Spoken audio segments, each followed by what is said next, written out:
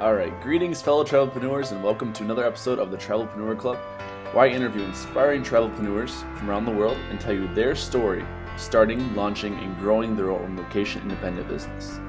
Now let the journey begin. Today, I feel honored to have Laura C. Cannon with us. Laura is an author, speaker, and coach. Her newest book, titled The Conscious Entrepreneur, teaches you how to harness your unique gifts and the power of your own consciousness to maximize your satisfaction of your business and your life. The book is a great resource for all those that feel lost in life, giving you the necessary direction to achieving your highest potential. Along with her book, Laura has more than 15 years under her belt as a professional speaker, where she seamlessly ties together the life topics of business and spirituality to drive home her informative and engaging presentations. When she's not speaking, writing, or coaching her clients, Laura enjoys teaching yoga and officiating weddings as a reverend. Laura, welcome to the Travelpreneur Club, my friend. Thanks so much, Drew. So tell us a little more about yourself and fill in any details that I may have missed. Well, I think you got a lot there. But what we didn't talk about is that I love to travel. So, that's kind of the best part about working for yourself is that, you really get to decide and create and design your own lifestyle. So I really like to help people believe that that's an option for them. I definitely went through the periods where I worked in the corporate world. I think I was always an entrepreneur, from the time I was very little. My family had a lot of entrepreneurs in it. Both my parents are entrepreneurs. So I think I kind of grew up around that. I had the spark, but I went through the typical college path. I had, the 9 to 5. And I just always felt like, no, I really want to have more control over my destiny. And now I'm just so pleased to get to travel around and help other people follow their bliss too. Living the dream, I see. Yeah, totally. So I'm sure you kind of have an idea already what a travelpreneur is, but I'd like to give you our definition. So a travelpreneur is a traveling entrepreneur that believes in building location-independent businesses that allow them complete control and freedom over their lifestyle. So you kind of talked about it briefly, but Laura, what makes you a part of the Travelpreneur Club? Sure. So I'm not completely location independent, only because I still officiate weddings. I'm doing speaking, so I'm traveling a lot. And I have a little daughter. So, we have a little home base and everything. But the goal is to move towards complete location independence at some point. But now I have it so that I'm able to do it certain times of the year. The wedding industry is very seasonal. Mm-hmm. So I'm able to really make it so that certain months of the year I can travel and I can have that space. And we've done as much as we can on the back end to make sure that things can be run all through, remote locations. So, just recently I was in Costa Rica. I was traveling different places in the U.S. and I can pretty much run everything right off my laptop and a phone. So if I've got an internet connection, I'm good to go. Very good. So, many people have comfortable lives, working for a large corporation. They have a set work schedule, set salary. They're very comfortable. So, what made you take the leap into working for yourself and wanting to make a change in your life? Yeah. So, I get it. There's a lot of safety that comes with that. And I think one of my core things that makes me, function in life is that feeling of safety. I think a lot of us want to feel really safe. So for me, it felt like a really big leap to kind of give that up. And I think that everybody feels that, even people who know that they're entrepreneurs and have that spark when they've been in this corporate world, that's it feels like it's very, very safe, until a lot of people get laid off and things like that. But for me, I think that I kind of went a slower path. I was building my business as I was working full time. So I got to the point where my business that I was doing on the side, my passion business, wasn't going to replace the income, the full-time income of the 9 to 5 that I had.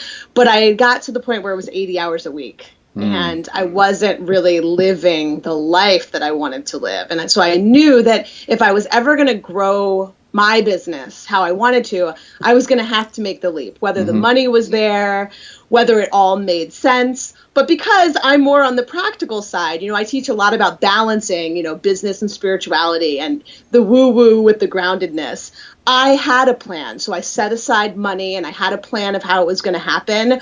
So I don't tell people like, oh, it'll be fine. Just totally quit your job and just like travel and backpack everywhere. Like, you don't need to worry about money. I've had a lot of friends that have done that. And then at some point they realize they love traveling, but then they have to come back home and get a job and work for a while until they can do it again. So I tell them, like, why not just find a career, do something entrepreneurial that allows you to work and to make money and sustain yourself while you're doing all the things you love. So It is possible. Yeah, that's definitely the end goal, I think, for at least for me and for many people in my audience as well. So, we kind of talked about this briefly, but when did this change exactly happen towards entrepreneurship occur in your life? Like, what was the main tipping point that made you say, enough's enough, like, I have to do this full time? Well, I think that there was two tipping points for me. So I did one of my first real entrepreneurial ventures, which I talk about in my book. I did that in college, and I started planning events. And I did it by going to someone else's event and just looking around and thinking, well, someone's making a lot of money, and I think I could do this, And so I just kind of took the leap and tried it. And that was a really pivotal moment when I experienced any taste of success from that. It really gave me a confidence in myself. But I also wanted to try things, the way they had been laid out, go to college, get the degree. So I did all of that afterwards. And then I was in my full-time job for several years, I think almost 6 or 7, before I made that leap. And I remember that I was sitting on my couch in the middle of a blizzard, and I just was really just feeling so sad that I had not been able to take my business to this next level. And I just had a complete breakdown, and I was crying, and I videotaped myself. Really? And I taped myself just as a blubbering mess, just blubbering everywhere, ridiculous. And I taped myself, and I made myself a promise on this video that by June 1st of that year, I was going to have a plan. Yeah, I was going to have a plan. I had to get out, So I made myself a promise on that video, and I said, I'm going to do it no matter how scary it is, no matter how afraid I am. And that year, so July 3rd of that year was the day that I left my corporate job, and that was in 2010. So almost 6 years ago, and I never looked back, and it was the best decision that I ever made. It was great. That is great. I think a lot. Yeah. We can learn a lot from that. And like you said, June 1st. This is funny because that's my birthday actually. Oh, great! A good goal day then. So you made the leap. You made that decision that you said, I have to make this change by this day at this time. A lot of people are still scared to make that decision. So what do you believe is the greatest factor holding people back from taking control of their lives and making the necessary change to be happy? I think fear. I think that fear really holds fear of what though? Sometimes it's just an existential fear that we just fear in our body. We could say that it's fear of the unknown or fear of failure. Whenever somebody tells me they're afraid I'm going to fail and my entrepreneurial business won't be a success, I like to say, like, don't worry, the system will always take you back. It's a very set, established route for 9-to-5 jobs, so like that's there.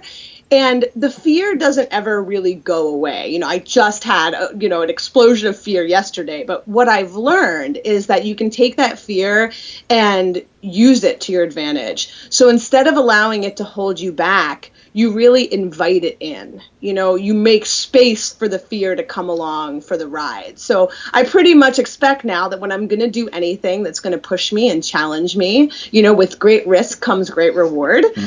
But to take that risk, there's going to be fear. We're pushing on some of our human, our deepest safety, security, having our needs met. Is there going to be enough to eat? Can we provide for our family? Those are deep core issues for all humans, So you have to say, okay, I'm scared.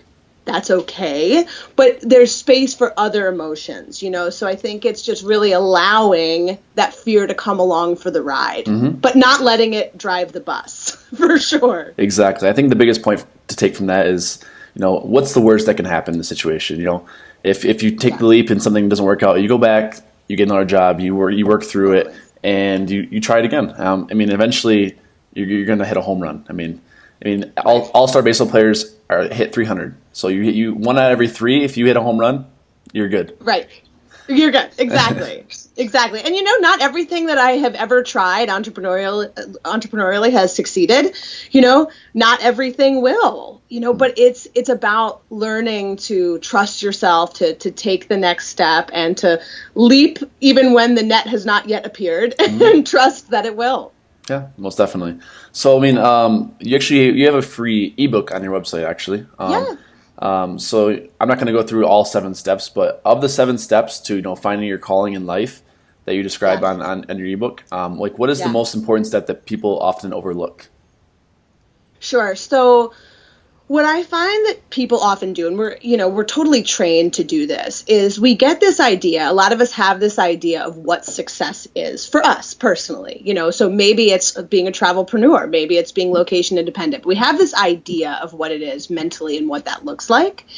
And then that is motivated, or that vision comes out of how we really want to feel in our life. So a lot of people that are travelpreneurs often say that they want to feel, free. They want to feel free. They don't want to be confined by location. So they identify and they say, well, then that means I need to travel, or that means I need to make 6 figures. And what I encourage people to do is to really move into the feeling. What is the feeling that you're after? People will say, well, I really want a lot of money, but do you? Because money is just a piece of paper. You want whatever you perceive that money is going to give you. So if that money is going to give you a sense of security, or, access to freedom, access to being able to travel, those are the deeper feelings you're looking to meet. So instead of focusing strictly on the outcomes, I want to make 6 figures, I want to quit my job, how do you want to feel? And if you find a way to bring yourself into that feeling every day, find a way to make yourself feel free. What are the things you're doing now? What are the things, even if you're at a 40-hour-a-week job and you're only able to take 1 week of vacation a year, and you take that vacation, when you're there, you feel free and open and all of the things that you imagine being successful feels like, then do that.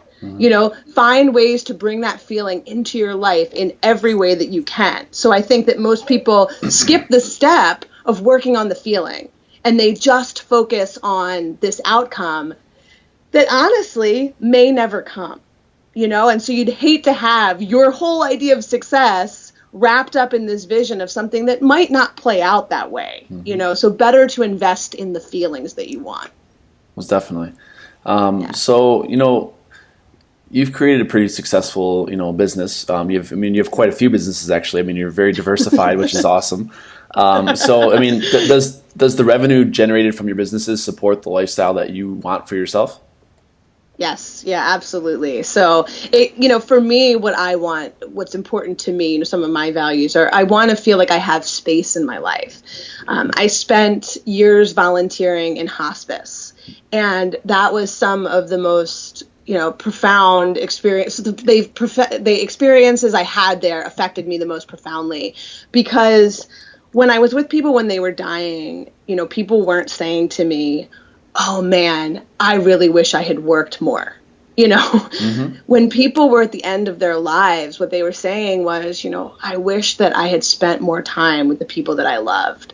I wish that I had seen the Grand Canyon. I wish that I had really done these things and really been present for my life. So for me, it's not about the money. It's about creating space for myself to be able to be present with everything that's happening. I mentioned that I have a small daughter, and I recognize that she's only going to be this age once.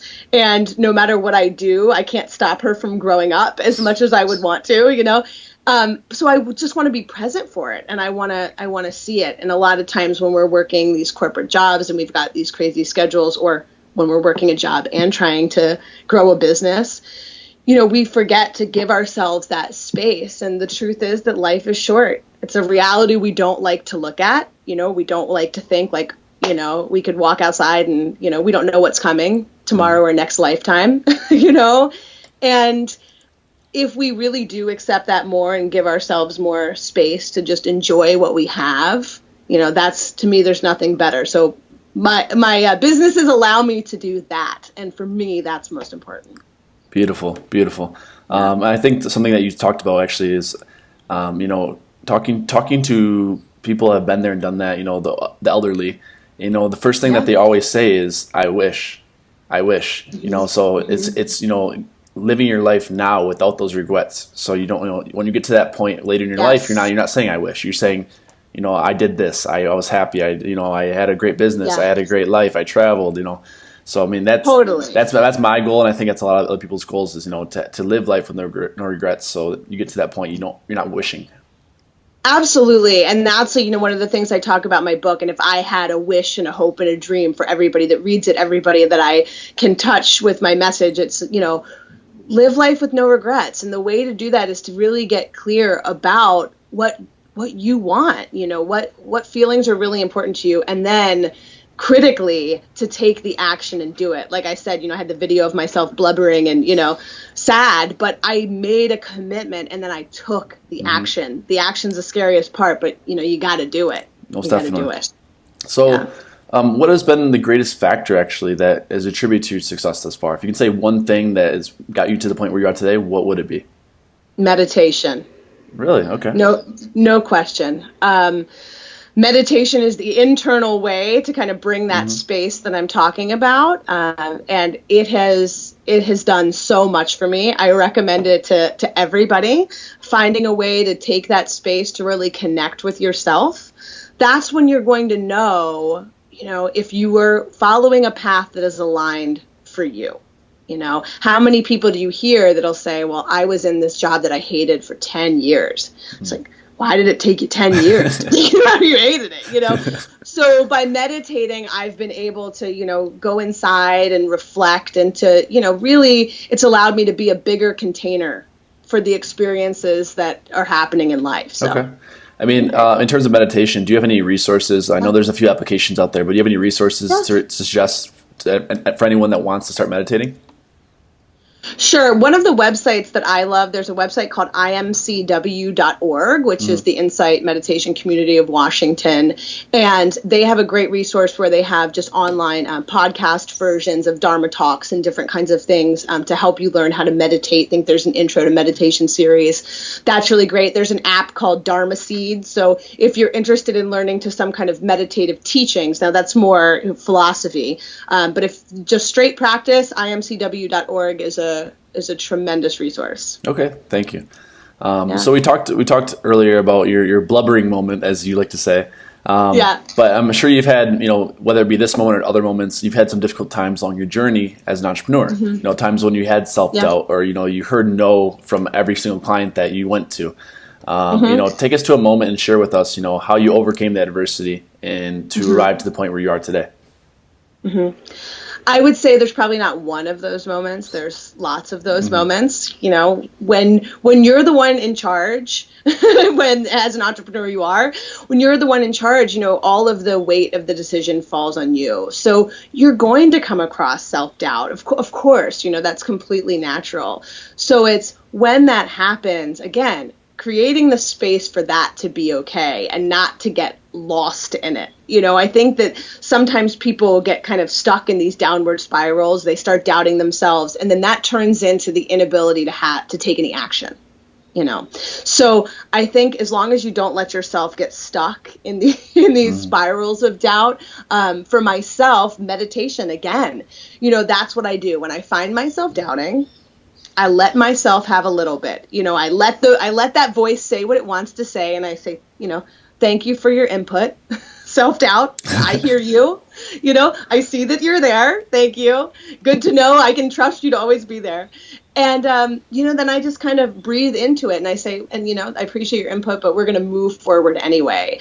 So finding a way to not block out the negative thoughts and the negative feelings. And when people are telling you no and doors are shutting, at the same time, sometimes when people are telling you no, and sometimes when doors are shutting, it's because you're being steered in a different direction.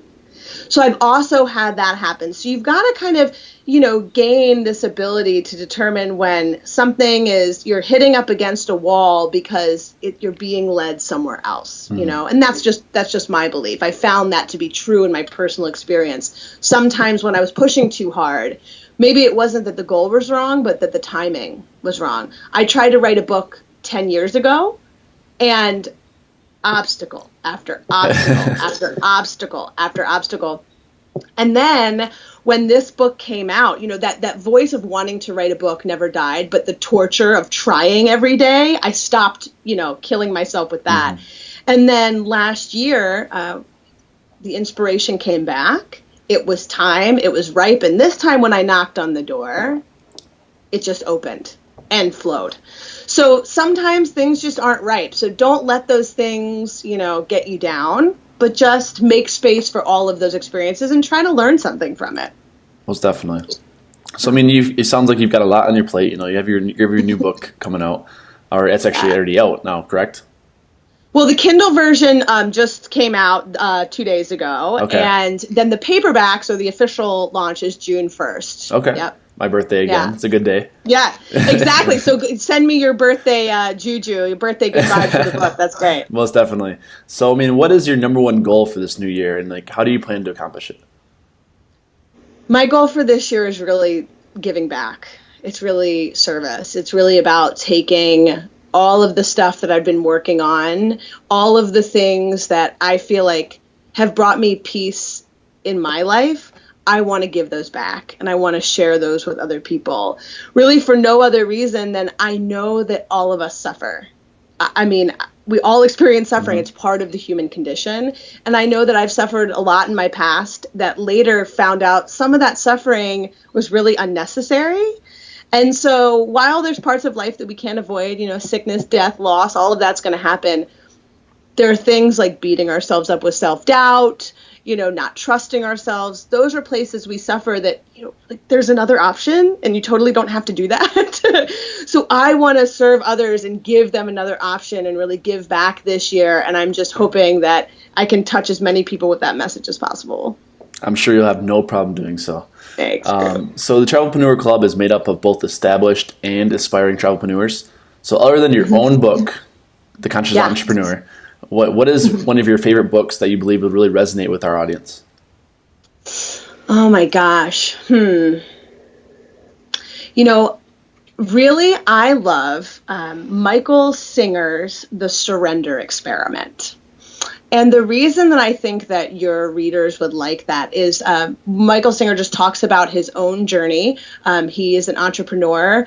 He also is very into meditation, and his life goes on a crazy journey of unexpected synchronicities and experiences. And, like I was talking about with some doors are closed, some doors are open. He really has an amazing story, and he's a really engaging storyteller. So it's a great one for an audiobook. So that's how I got into it the first time was, during my travels that I listened to it on audiobook. And it's so inspiring, to hear from somebody else who it's like, okay, yes, I'm not the only person that's going through this. So I definitely recommend that. The Surrender Experiment, Michael A. Singer. Okay. Well, I will link that up in the show notes here so my readers can check it out as well. So I think that's actually all I have for you today. Thank you so much for joining me, and I truly do appreciate your time, and I enjoyed our conversation. Thank you. I did too. Thank you so much. I hope you inspire tons of people to travel and to live their dreams and do exactly what you're doing. So thank you. So I'm really excited to actually dive into your new book, though. I have Kindle, so I will definitely be checking it out. Perfect. It is The Conscious Entrepreneur, and I hope everyone in my audience as well checks it out on Amazon. You can buy the paperback copy on June 1st. It's available on the Kindle right now. But until then, you can also head over to Laura's website, which is Laura C. Cannon with 2 N's. She has their free ebook right now. It's called The Find and Follow Your Calling in 7 Simple Steps. It holds a wealth of knowledge, and it will cost you absolutely nothing. So before I let you go, though, I want you to share with us one parting piece of advice or wisdom, and what's the best way to get in contact with you, and then we will say goodbye. Sure. So my advice is feel the fear and do it anyway. And you can get in touch with me through my website, lauraccannon.com. Also would love to have you on Facebook. I do a lot of, share a lot more of my personal side there and some tips and everything. So finding me on Facebook, it's facebook.com /Laura C. Cannon. So you can find me there. Awesome. Well, thank you so much, Thanks. and I will talk to you soon.